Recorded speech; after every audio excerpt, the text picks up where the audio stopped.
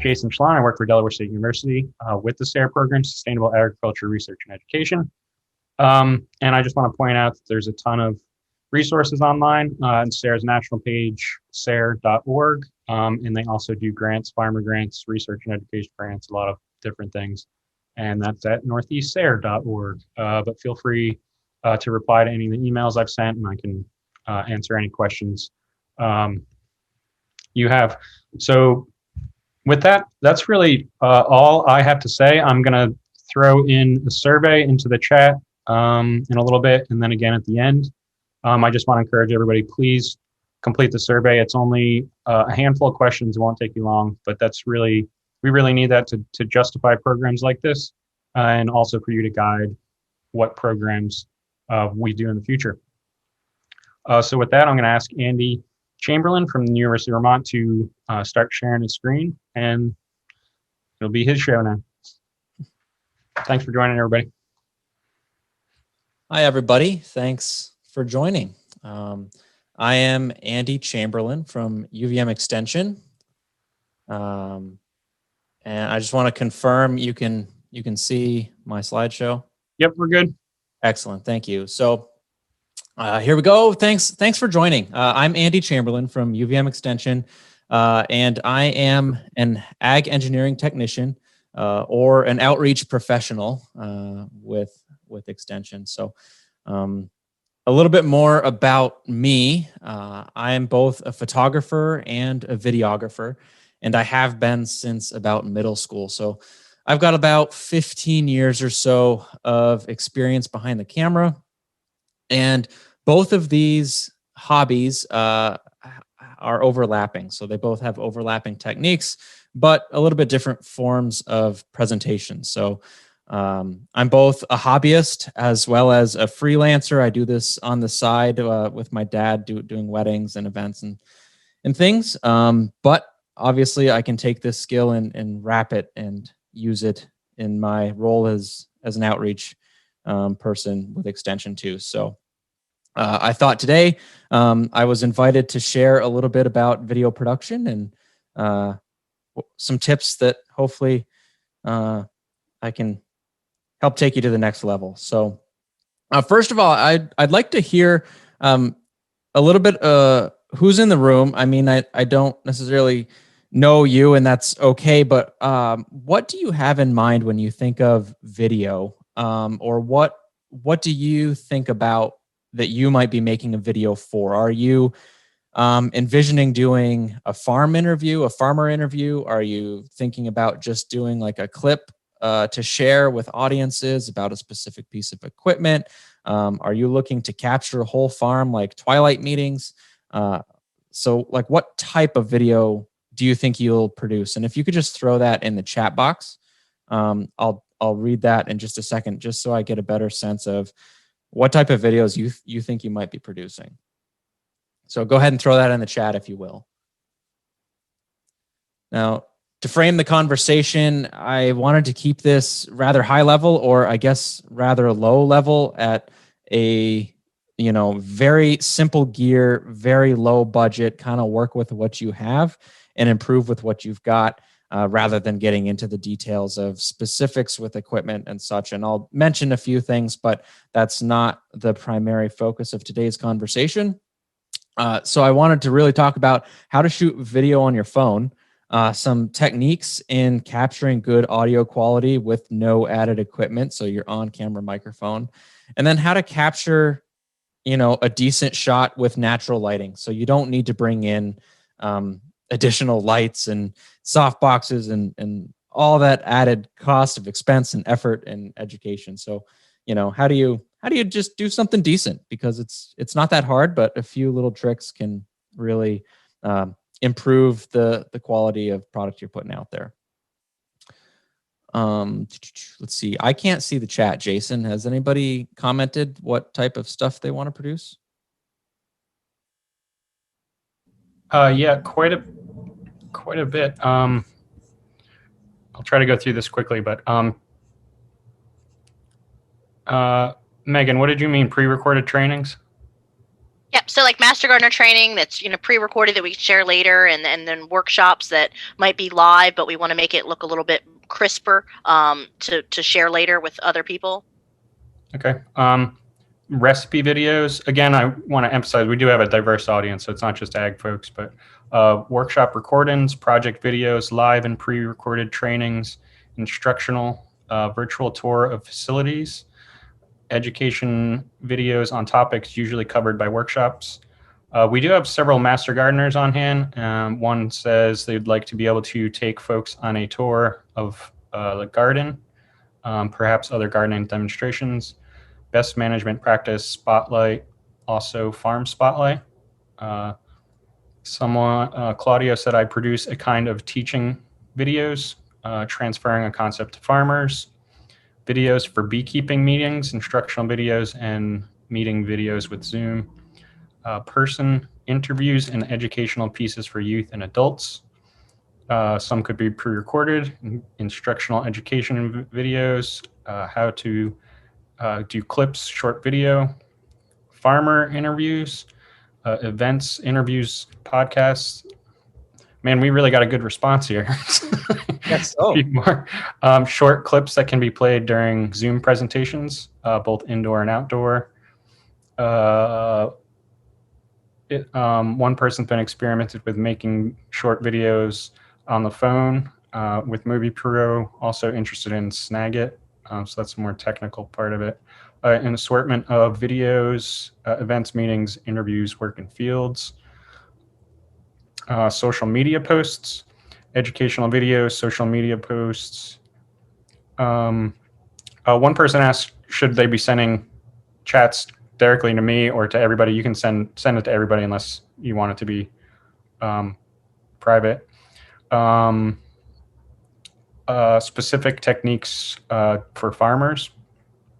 And that's it. One thing I forgot to mention at the beginning, I am going to be doing follow-up trainings on this depending on interest. I'll be doing a training on how to edit with iMovie. This will be pretty informal, basic level instructional, but if people are interested, I'll be sending follow-up emails. I also have a coworker that's going to be doing a PC software training for editing. Just wanted to mention that before I forget.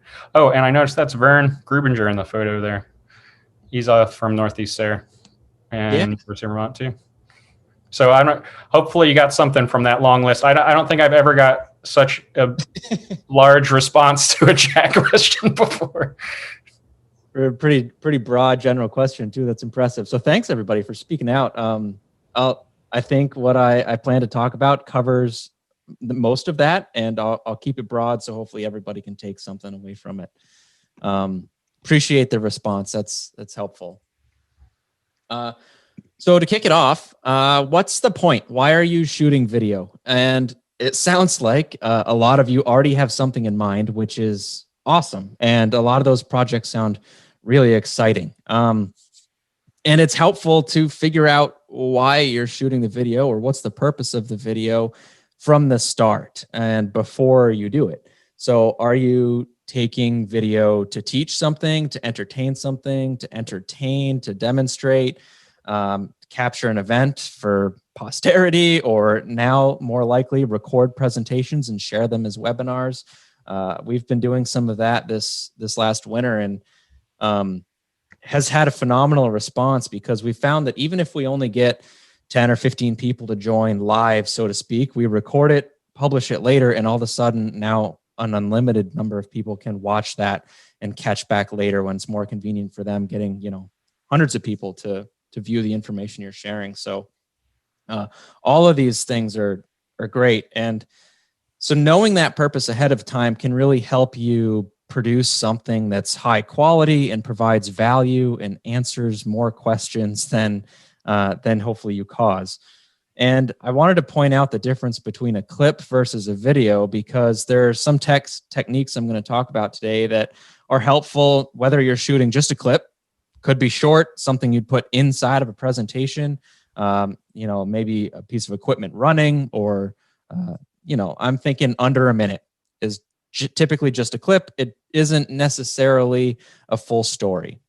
Think of a clip as more of just a motion picture, something that explains something more than a graphic, but it doesn't necessarily like answer a full question. It's just motion pictures, so to speak. So there's that. It sounded like a couple of you were thinking about clips, a couple of you were thinking about full videos with a story.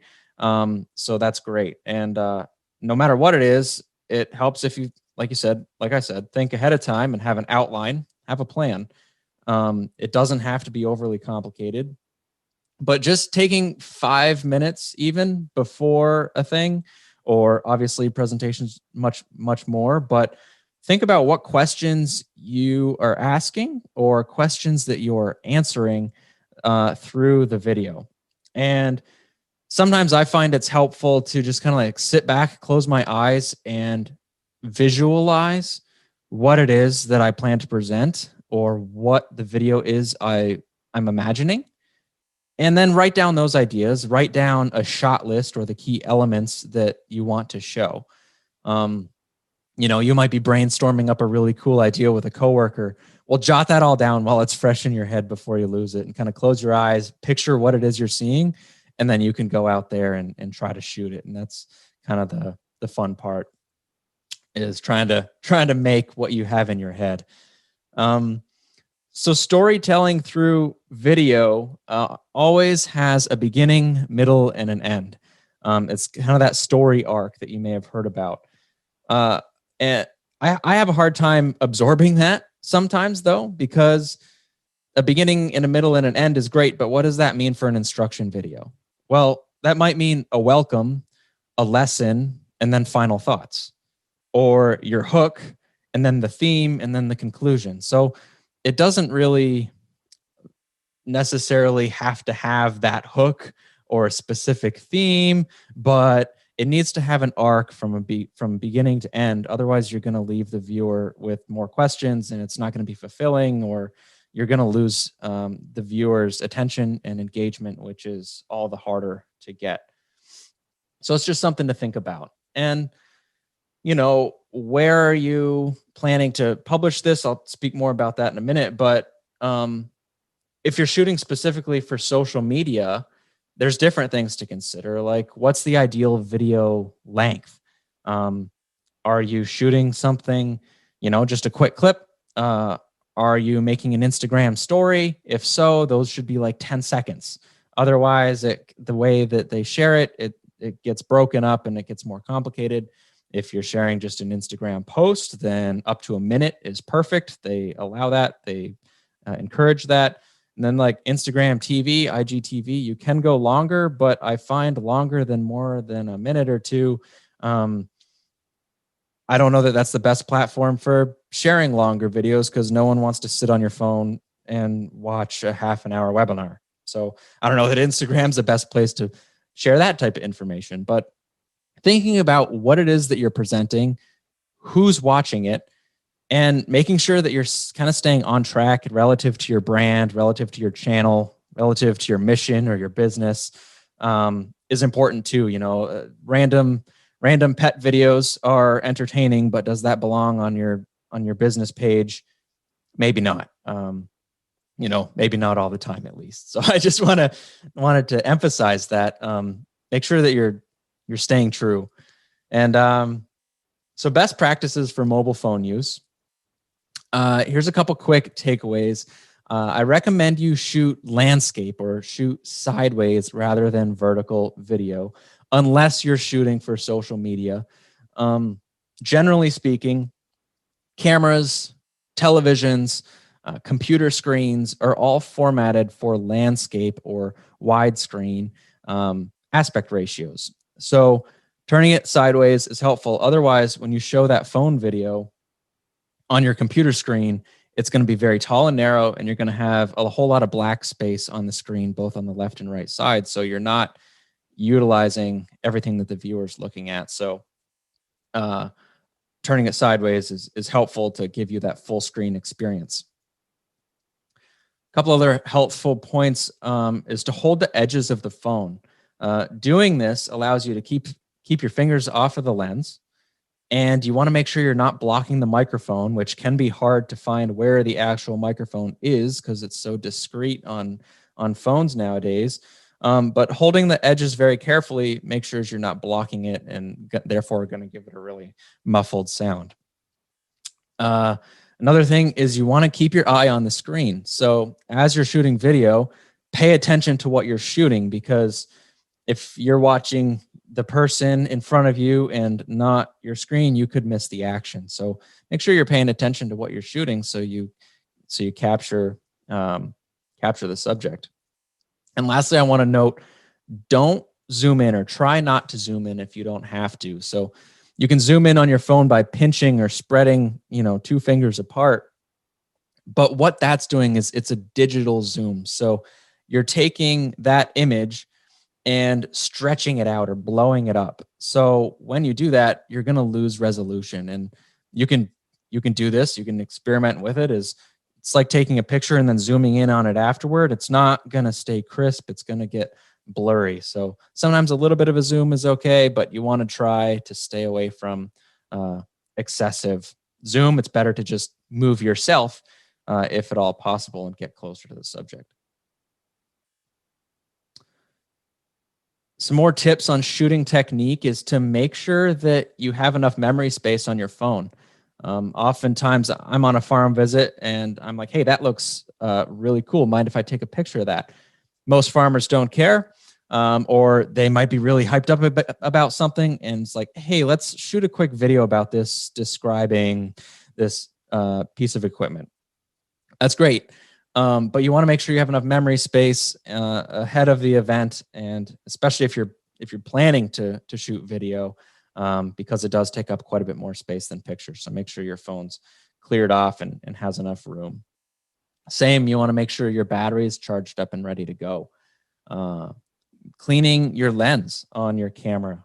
So if your shots are looking particularly blurry or extra bright or dark, look at the lens and make sure it's clean, because it is riding around in your pocket and there's a good chance that it can either get scratched up over time or just full of lint and dust. And that's pretty easy to wipe off and has a big impact on your video quality. So make sure you check the lens too. And then you want to make sure you use the right settings for the type of video you're making. So generally, most phones nowadays are shooting 1920 by 1080 HD. That's standard high definition video. It's kind of the going rate. Anything smaller than that can get a blurry or grainy. So if your phone shoots that, you typically want to shoot in the highest setting. You want to make sure, though, that you're not stuck on something that's slow motion or time lapse. I'm sorry, Andy, I apologize. Yeah. This is Chris Dominic. I'm not familiar where the settings are to set it to 1080 HD. I have an iPhone. Okay, good question. I'm gonna open up my phone as well, just so I'm looking, because that's a good question. That might be hidden deeper. Let's see if I'm in video. Yeah, you're right. I don't see it either. All right. Well, that was poor presentation on my part. It's probably I assume you can change that stuff. It might be buried in the settings menu, because usually that stuff. Yep. So if you go to the gear icon in your settings and then scroll down to, I just saw it, camera.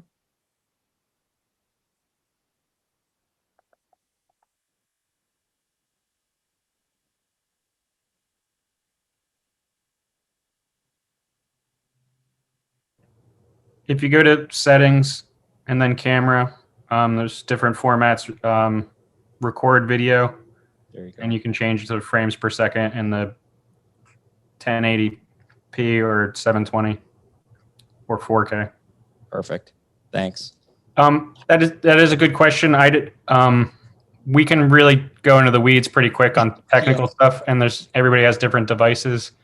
So if I have a quick question like that, that's fine. If not, maybe follow-up questions might be better, because everybody's on different devices. Yeah, I could give a whole presentation on frame rates, resolution, and aspect ratios too, but I didn't want to get too detailed on those specifics here. But I just wanted to point out, like, make sure, when you open your camera app, that there's basically standard video or slow motion video or time-lapse video by swiping left to right to select different settings that way too. And you want to make sure you're not on one of those weird things. If you're shooting an interview, all of a sudden you shoot a time lapse and you get a 10-second clip of them talking with no audio. So just, paying attention to where you're at, and so you don't make a mistake like that. And the best way to eliminate these mistakes is to practice. Play with your phone, play with the settings ahead of time if you can. This is a great opportunity to do while you're home on the couch before you're out visiting somebody, and test things ahead of time. Learn how to use the different modes. Try the time-lapse mode, try the slow motion settings so you know what they do, because they are really cool and can be really unique and fun. But you got to play with it so they know how it works. And the best part is, in this day and age, shooting digitally, media is cheap. It is free. So, that random video of your cat in your messy living room, you can just delete it when you're done. It's not that big of a deal. So feel free to practice and get familiar with your device. So a few techniques for improving quality, no matter what device you're shooting with, is framing. Proper framing really kind of makes a video decent, viewable, watchable, or not, and it kind of separates what might hold people's attention. So if you look at the image on the left, you'll see if the subject was the trees and you're talking about foliage, then it's properly framed. But if you're talking about the people in the shot, there's too much headroom. The people are small, they're at the bottom of the screen. Not a very good framing. Same with on the right. There's not enough headroom or distance between the top of the head and the top of the frame. You're lopping them off. But the center photo is pretty well framed, where there's a little bit of headroom, not too much, not too little. So that's something to keep in mind. And along with headroom, along with framing the shot, is leading space. So you want to make sure your subject is looking into the frame, like the photo on the left. So she's looking towards the open space, versus Vern here on the right, standing on the very edge of the screen looking off. That kind of leaves the viewer wondering what he's looking at, and it feels awkward. It gives you an uneasy feeling, and that's a lot of that way is with video or photography. It isn't necessarily bad, but it just doesn't quite fit. It doesn't quite feel right. But when you have it right, it's really good. So here's an example of leading space and framing people. And a good way to guide that is by the rule of thirds. And the rule of thirds is used often with a grid. Some cameras have a grid. My phone has a grid. If you can find the right settings page, you can turn it on, and you can use this to help guide you to frame the shots appropriately. So the upper line you can use, and that's kind of the ideal spot for the horizon line. And then you can use this so maybe the interviewee is talking to the camera. And if that's the case, you want to center them up pretty good and then put their eyes right on that horizon line. And that will help you set an appropriate headroom or headspace as well.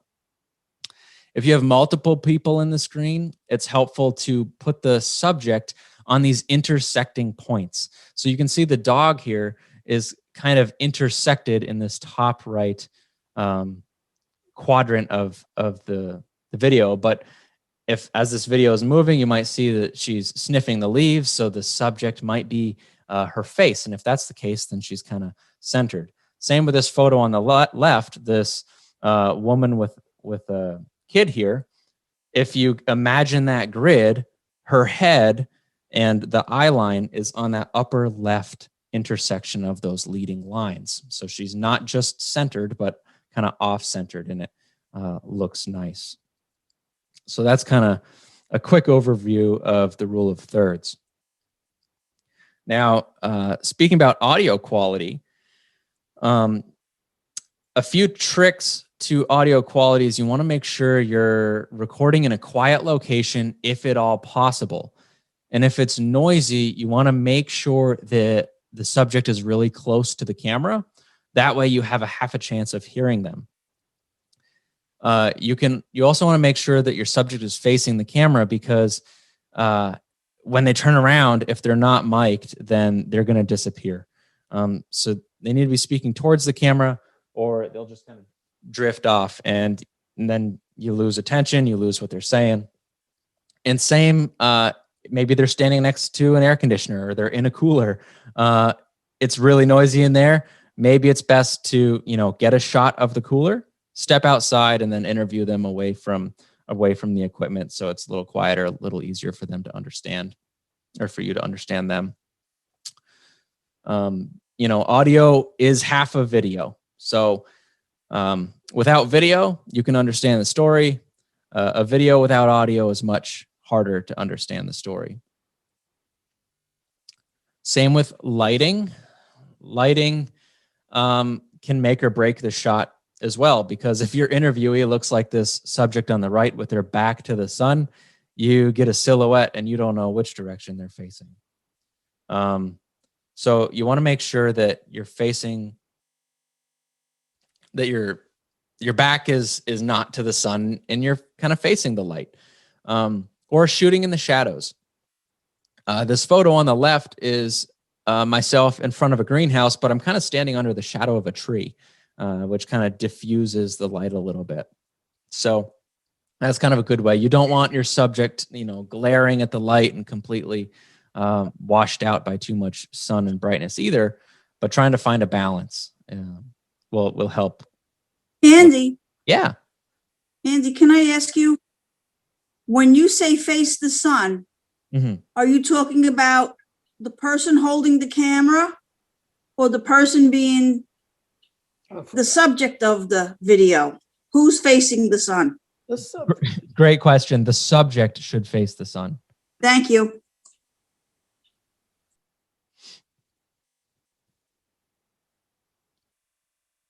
That way, the face that the camera is looking at is lit up. So from lighting, we'll hop over to stabilization, because nobody likes to look at a really shaky video. I'm sure you've seen it. And there's really simple things to make this easy. So you can brace yourself, lean against a wall, stand still, spread your legs apart a little bit. Use both hands on your phone so you can get yourself nice and still. Resist panning and moving around. And if you're going to pan or move around, maybe to follow the subject, that's fine. Just do it as slow and as smoothly as possible.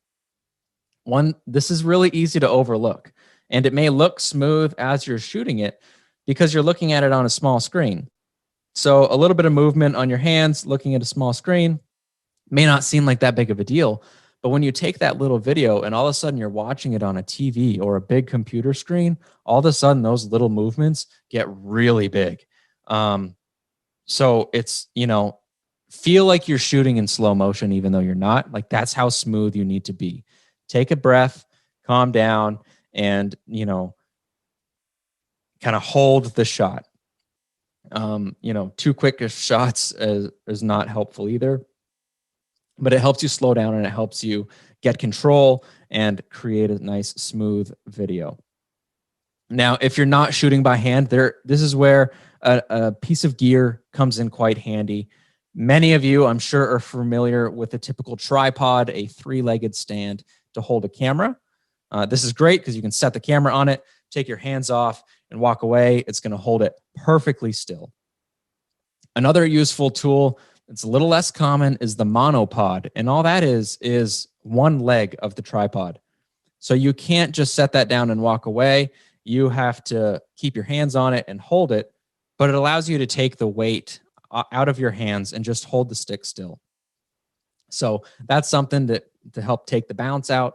And, you know, it's a rather cheap edition and compacts down for easy mobility, and it's easy to take with you. Sometimes a tripod is a little bit more to set up when you're just taking quick clips here and there. Beyond that, I like to shoot with a shoulder rig a lot of the time. And a shoulder rig is just a platform, or we'll call it a shelf, that the camera mounts to. And then it connects or rests on your shoulder and has a handle on it, or two handles. So you got two handles and then the shoulder pad. And that allows you to have 3 points of contact on the camera, which helps really stabilize handheld shooting. Now, above and beyond that, and you can get really nice shots shooting with a gimbal. And these, luckily, are now very accessible. They're under $100, and you can get these gimbals, which are a handheld device, often motorized, but not always. Sometimes they're just balanced perfectly to hold your phone. And when you hold this handle, it keeps your phone perfectly balanced. So you can move your hand around and the phone stays still. So that's how you can get some really nice walking shots if you're following people around for a virtual tour sort of thing. So if you know you want to do walking shots or a lot of movement, something like a gimbal will probably make a lot of sense in order to keep your shots nice and smooth. Now, like I said, I didn't want to get too nerdy on gear details, so we can loop back on that. But a quick search term for gimbal on most shopping sites will get you that, or camera stabilizer. There's a lot of options available. I also want to note, if you're shooting a lot of video intentionally, a specific tripod for video gives you a fluid head, which gives you smooth motion panning left and right.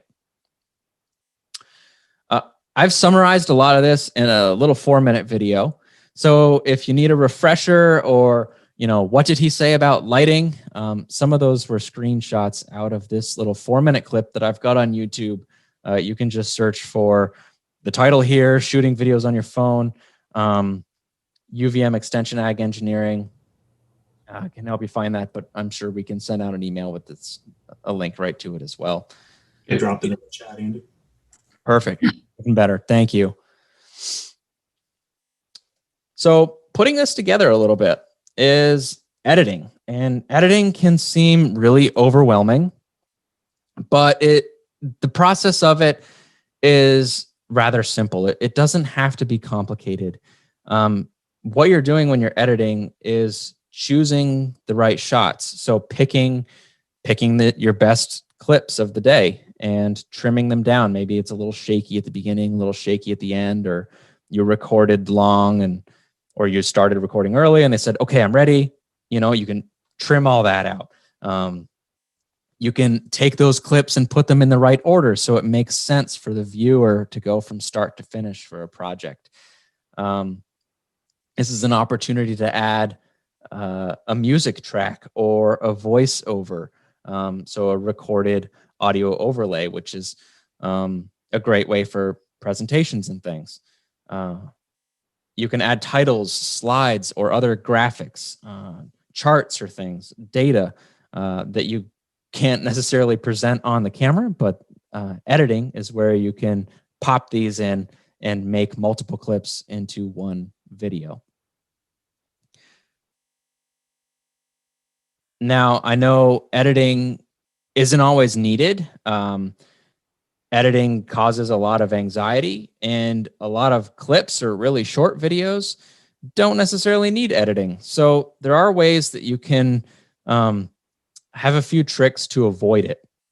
And you can do this by keeping the shots short, only recording when you really need to, and not shooting too much media. So a lot of people have the tendency of, you know, they're at a farm visit or a twilight meeting and they just want to hit record on the camera and capture the entire 3-hour walkthrough tour, which can be really good.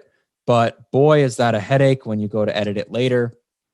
And it may make a lot more sense to shoot with a specific purpose, not necessarily record every single minute of every conversation, but really capturing the key points. Now, obviously, some events like that are hard to know when you're going to get something. So you do want to keep it going so you don't miss anything. So obviously that changes depending on the event, but just be mindful that every minute you shoot on camera, you're going to have to watch again when you go to edit. More on editing sounds like in a later lesson, but I just wanted to give you a few takeaways here. There are several programs out there. There are several that are free, including DaVinci Resolve, VideoPad, Apple iMovie are free. Adobe Premiere Pro has an app available for free on mobile.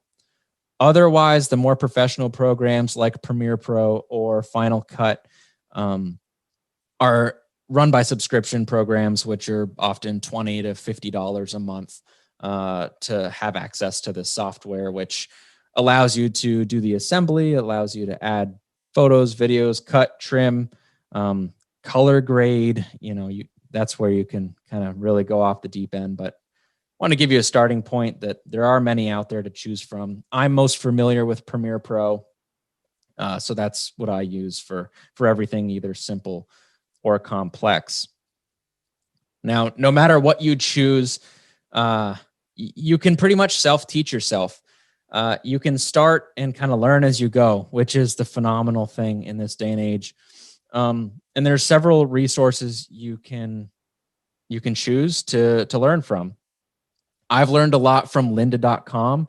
That was recently bought out by LinkedIn. Now they've rebranded it as LinkedIn Learning.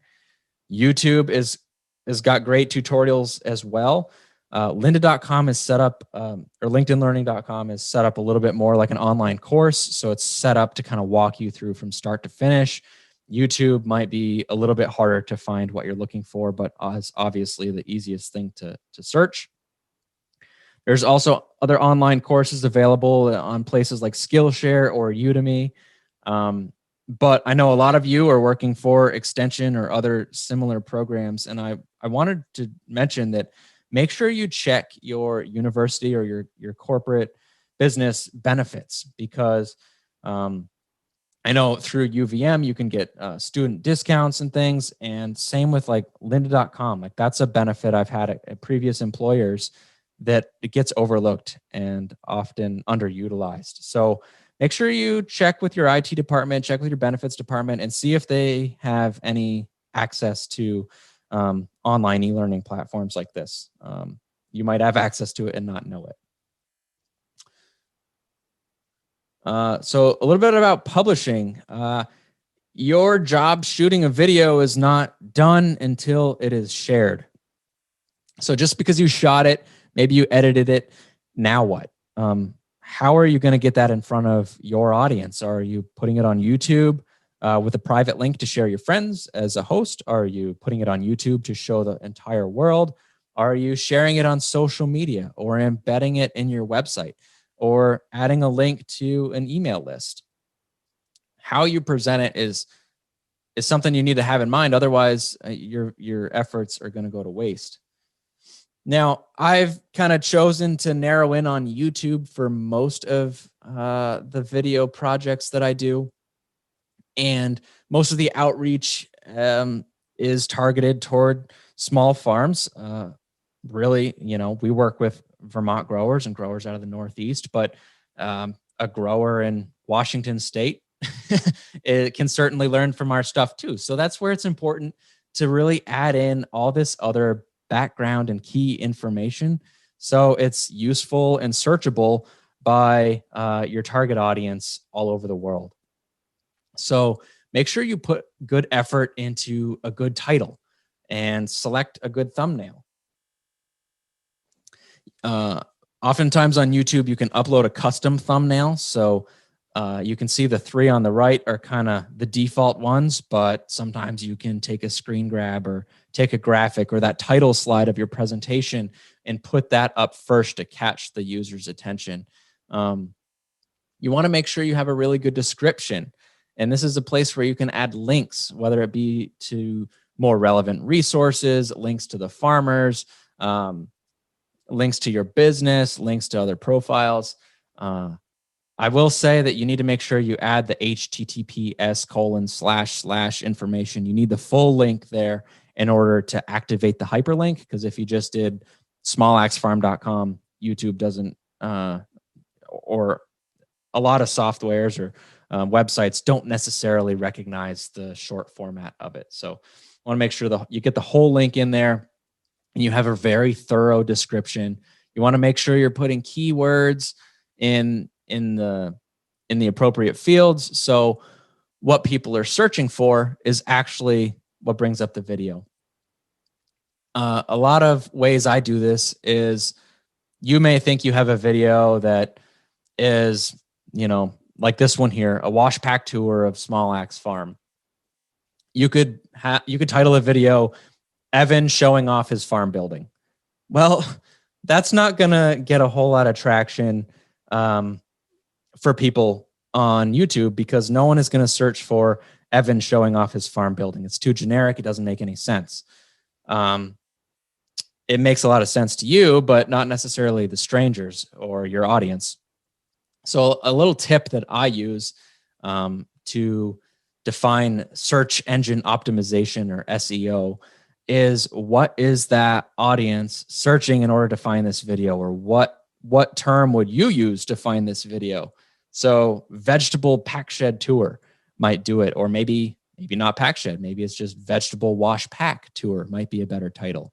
I don't know, but that's where you can add kind of those other alternative words that are similar in the tags section or the keywords section. And I just wanted to point out that, fill out as much information as you can, as detailed as you can, and the more words will help the search and help people find your videos. And then playlists versus chapters. In YouTube, you can put videos together in a playlist, so they will automatically play kind of one video to the next, which is really great if you've got a lot of short things.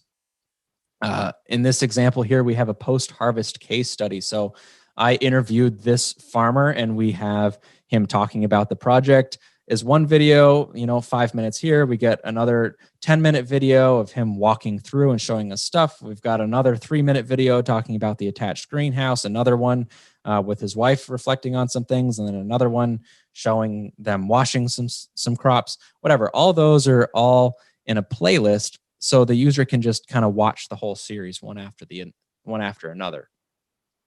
Now, you also have the ability to add chapters to your YouTube video, which is really slick for webinars or presentations.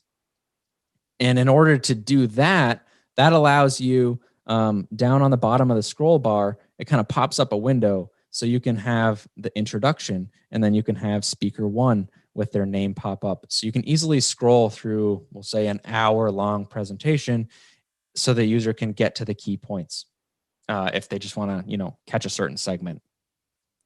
In order to add that, you have to add the timestamps in the description. So you're basically putting the agenda in the description box in YouTube. So you need to start with 00:00 introduction, and then 01:30 seconds. So a minute and a half later, you have speaker one title, and then, you can list it out there, and it automatically makes those chapters. So that's kind of a little tip there. Quick YouTube search will tell you how to do that if you didn't get it from my quick description here. But I just want to point out the difference in the benefits of playlists versus chapters when either you have a really long video or you have a whole bunch of videos kind of grouped together. Now, speaking about video equipment, I did want to just mention a couple of, we'll call them packages here, once you get past the phone or shooting with what you've got. So some of the essential equipment would be to have a dedicated camera, something that can shoot more than the limited storage space on your phone, maybe higher quality. And you can do that with a basic point and shoot camcorder. You can get them as easily as under $300. That's going to shoot a standard high definition video, very point and shoot. This will give you a optical zoom, so it's actually moving the lenses. So you're going to keep quality, so you can zoom in on your subject without just stretching the image per se. And then you can get, higher end video cameras. $1,500 gets you a nice camcorder as well. These often come with better microphones, better handles. It's a bigger, heavier rig, something more for you to hold on to, more options as far as adjustability of brightness or white balance, which I didn't even get into today, or you can add auxiliary like wireless microphones and stuff to these cameras. So kind of going up, obviously there's a tons of features available, but the barrier to entry is not astronomical. I will say if you're going to buy anything, an auxiliary microphone would probably be the first thing I would do. And you can see here, even a $60 plug and play microphone, you can plug in to your phone. So that one linked there, it's a little Rode Video Micro.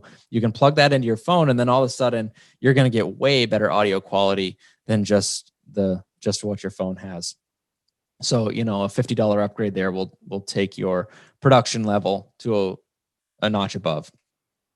And then obviously the more you spend, the nicer the quality of equipment you get. I do find you get what you pay for with technical gear, whether it be cameras or microphones. You either get better sensors or better audio quality. So if you do have a budget to work with, or you're making a really nice thing, you do get what you pay for. I've been a Canon fan, so those are a couple links that I'd recommend. And Rode microphones is great. Every brand has models available, from entry-level, beginner, low-budget stuff to full high-end equipment. Kind of pick your favorite. They're all good at this stage of the game. The next level gear up, I'd say, would probably be a DSLR camera. So this is a camera that can often swap lenses on. So you can give you a better zoom lens or a really nice wide lens if you're shooting inside. Gives you a little bit more flexibility there. These cameras have a really big sensor in them, so they actually take very nice video quality. One major downside of these is that you can only record 29 minutes and 29 seconds at a shot. And the reason they did this is honestly to protect their film camera line. So that's the difference between a DSLR and the film camera series, because they're often shooting the same sensors, the same lenses, but they needed something to differentiate this, which is really primarily a photo camera. Another benefit is you can take really nice photos and decent video all in one body. But if you're recording a long presentation, a long interview, this camera is going to cause you some headaches with that 30-minute record time, where it's going to automatically stop and you got to be there to start it again. Great for shooting clips and short videos, not so great for event videography. That's where a dedicated camcorder will come in handy. Like I said, the tripod is important to upgrade to if you're shooting a lot of video. A fluid head tripod will allow your movements to stay really smooth and fluid. And something with a nice sturdy legs. Seems like you can get a decent tripod for $400. That's what I'm shooting on, is like a $400 tripod. Lav mics or lavalier microphones or wireless mics, that would probably be the next upgrade I would recommend, and that allows your subject to turn around, to walk away from you, and you're still going to hear them crystal clear. Once you start doing that, you really should add in some headphones or earbuds, so you're making sure you're monitoring and actually picking up what you think you are, and they're not wandering off too far and losing signal. There's also teleprompters available. So a lot of you may be doing presentations. Maybe you're talking to a PowerPoint, much like I am right now, and that's fine. Other of you want to do like face the camera and explain something, and that's where a teleprompter can come in. So you can read a script and stare right into the camera. And it's a rather simple device, honestly. Teleprompters nowadays run off an iPad or a tablet. And what it is it's an angled one-way mirror, or I guess it's a two-way mirror. So the camera is positioned right behind that mirror, and the tablet is laying on its back, reflecting on the mirror. So you're looking at the mirror, but the camera is shooting through the mirror. So you can read that text as it goes by. So oftentimes you'll see people presenting, it looks like they're staring right into the camera. Well, they did not memorize their script. They're reading off a teleprompter. And they're rather affordable. I mean, I say $500 here, and that's because you've got a few $100s into your tablet or a basic iPad to run the program. And then I think it's a couple $100s for that mirror device that you'd set your camera on. So if you're doing a lot of that type of video, I'd say it's definitely a worthy investment. I tend to get a lot of my equipment from B&H Photo and Video or Autorama. Both of them are out of New York City. These are professional camera shops. They have phenomenal websites. A lot of this equipment is available on Amazon or other locations, but I find unless you're looking for something specific, searching Canon cameras on Amazon is going to give you a whole list with no order. But if you go to a retailer like B&H or Adorama, you can compare cameras. You can very easily see, what's, sort by price, what different features are offered.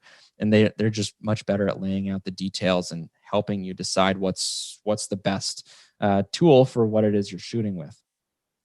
I also wanted to point out that if you're working with a university, to check in with your library or IT department, because you might not need to spend big bucks on a camera. They may have something available to you. Your department may already have something in the closet that you have access to. So be sure to ask around, ask your colleagues. And also, these are pretty significant purchases oftentimes. So not just working with your own purchasing department within your company, but work with the purchasing department or the people, your not admins, not techs, salespeople from these companies. Because I work with the saleswoman from Adorama. I send her an email, say I want these through these items. She sends me a quote back, which is cheaper than what I see online. Because I'm working through an educational or corporate discount, she can often get deals beyond the list price. So it's worth, working with those people and making sure you're getting the best deals. So that's my overview of the basics of making an effective video. Like I said, I'm Andy Chamberlin from UVM Extension. And there's my contact info. There's my email address. We're active on social media, UVM EXT Ag Eng, and our blog is go.uvm.edu/ag-eng. Honestly, I've never given a presentation on making video or video production, so I hope that was helpful for you. And looks like I've got a few minutes left if there's some questions, or I left you confused. I think we can go just a few minutes long if people have a lot of questions. Before I start asking questions, I am going to follow up with everybody. I'll mention a few different things in the email, but I will be sending out a doodle polls for more technical editing training. So for right now, if people could just write in the chat if they were interested in an editing training, what program they would be interested in. We're probably not going to be able to, use all the different programs, but I can do training on iMovie. I have a coworker that's going to do Windows 10 video editor. There are also pretty simple apps you can use on your phone. It's pretty difficult to do that over a Zoom training, but you can basically look up YouTube videos for that. So a couple questions that came up. One was about apps for phones. I think the question was actually filming apps, but they may have meant editing apps. Are you familiar with any of them, Andy? In short, no, and that's why I haven't. I didn't talk much about it because I don't have much experience with in-app either shooting or editing. I know there are different camera apps that allow you to adjust the brightness and color settings and stuff like that. That kind of gets a little bit more technical, which can be nice. I know editing on phone can be just time consuming and clunky. But if you're just trimming a clip, then that's where a benefit is. And there's a lot of programs out there, but I don't have experience with them. Sorry. Hey, Megan, I don't want to put you on the spot, but I guess I am putting you on the spot. You've used your phone for editing, right? Oh, great. So not so much editing, but we've done a lot of recording that way. So a lot of the Master Gardener minutes are recorded with an app called Movie Pro, and then we send them for editing to University of Delaware is how I've done. I haven't actually done the editing I've only just shot the videos. Okay. There is I think a free iMovie app and one you can pay a little bit more for. A lot of people said Premiere Pro, so I might have to figure out who can do that training. It's kind of one of those things. Once people have a platform, they're not necessarily eager to be doing multiple platforms. One thing I'll point about, so these will be, this was just dipping our toes in, and then even that one is only going to be 30 to 60 minutes, and it's really not the opportunity to go, really deep into the details about it. But it's kind of the same principles, no matter what platform you're using. Cropping shots, cutting them, transitions, audio tracks, different things like that. But it comes down to practicing, and then looking up resources. Let's see. I will share the evaluation again. Let's see. Claudia says, I have some trouble with audio editing, basically due to the fact that when shooting on a farm, noise either from wind machines are always present. Yeah, that can be challenging. Some of that you can split audio tracks, pull some sound up or down. With wind, depending on your microphone, one trick is to put a sock over the microphone. Andy, you got any tips for that? Yeah, a sock, that's where spending some money on additional microphones and stuff like that is great. You see in the picture, I think I'm still presenting on the top right. I've got two different microphones there. Actually, this is a camera on a shoulder rig, shooting a twilight meeting on a farm. And I've got the Rode, I've got a Rode microphone there. I don't remember the name of it. Video Link, I think. It's a wireless lavalier mic going to the main farmer who is presenting. And then I also have the Rode Video Mic Pro on there. And on top of that, they call it a dead cat or a wind sock. And that helps muffle the noise of the wind because the wind gets caught in the fuzziness and takes away that terrible sound that goes into the microphone. So yeah, that's why they have the big fuzzy things on microphones, is to help with wind noise.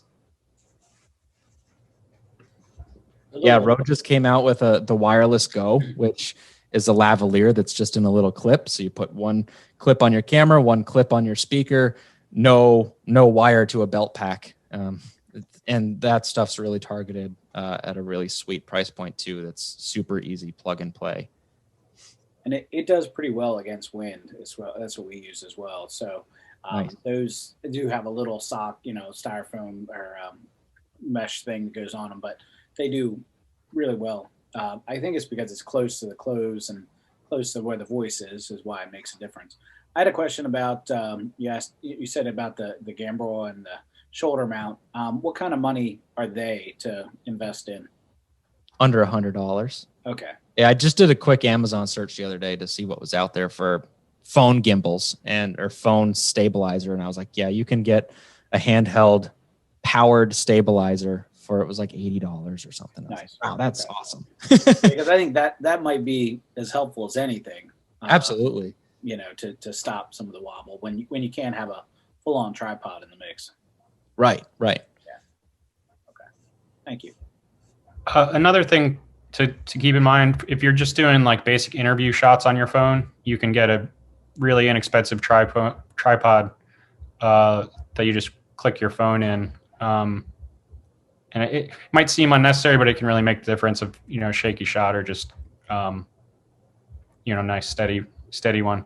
It is, I'm not sure about the other programs, but iMovie does have a video stabilization feature too. It doesn't always work, but sometimes that can really make an unusable shot usable.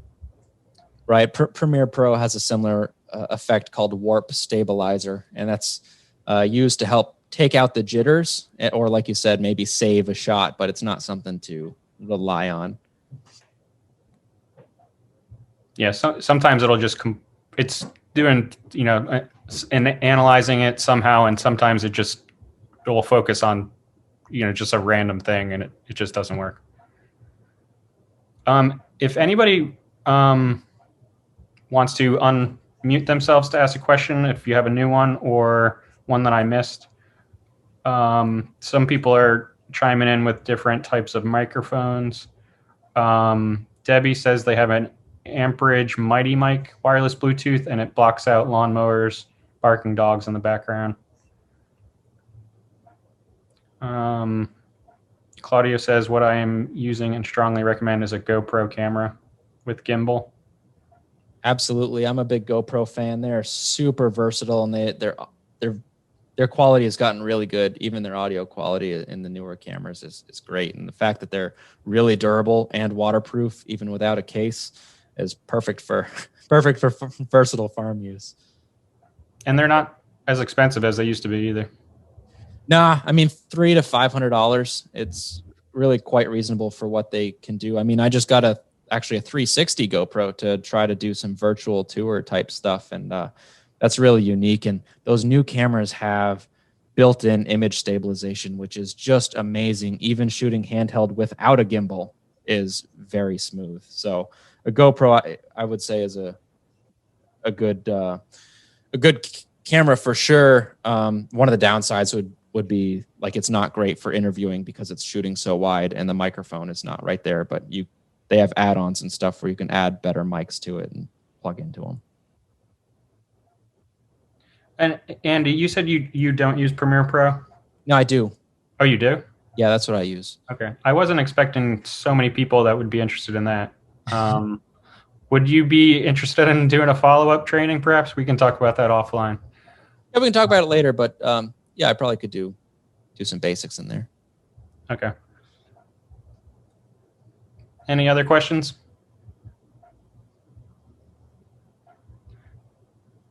All right, great. I did throw the evaluation link into the chat again. You will be getting a follow-up email. I'm probably going to hold off with doing the doodle polls now because I'm going to have to work out the Premiere Pro training. And I also just want to give a plug for my upcoming trainings about adult education principles. It's a two-part series with a speaker from University of New Hampshire.